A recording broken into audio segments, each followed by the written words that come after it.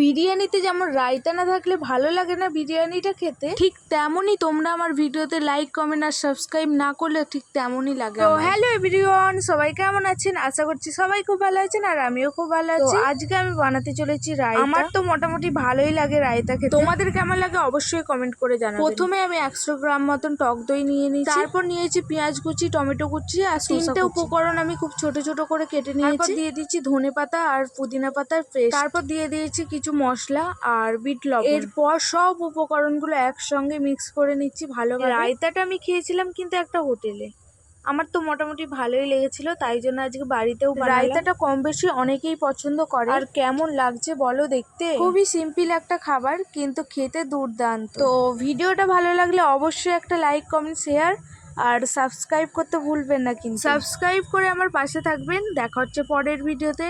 Tata বন্ধুরা।